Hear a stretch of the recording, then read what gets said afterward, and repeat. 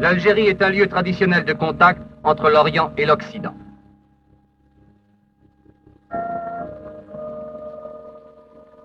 Tour à tour sont venus tantôt des Orientaux, soit par mer, Phéniciens au Xe siècle avant Jésus-Christ,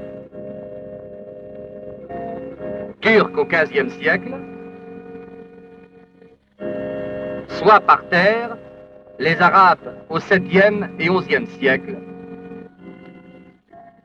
tantôt les Occidentaux, Romains au 2e siècle avant Jésus-Christ, Espagnols au 16e siècle, Français en 1830.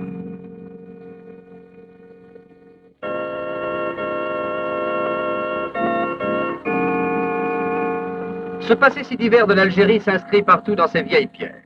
Ces ruines sont celles de Mansoura, camp fortifié construit par les sultans mérinides de Fès, alors qu'ils assiégeaient à la fin du Moyen-Âge la capitale d'une dynastie rivale, Tlemcen. Mais les remparts de Tlemcen défièrent leurs assauts. Mansoura, la victorieuse, n'a pas mérité son nom. Souvenir encore de l'Orient que ces fortifications turques d'Alger, qui rappellent l'époque où Alger la Blanche était le repère redouté des pirates barbaresques.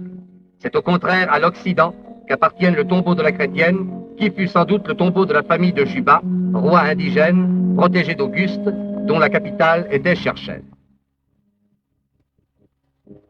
Cherchell, la Césarée des Romains, est pleine des souvenirs de l'Afrique romaine. Voici les ruines de son théâtre.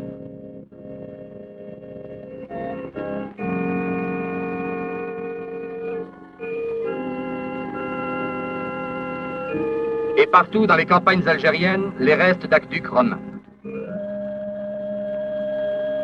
Les Occidentaux revinrent furtivement avec les Espagnols à l'époque moderne. La porte d'Espagne à Oran garde leurs souvenirs.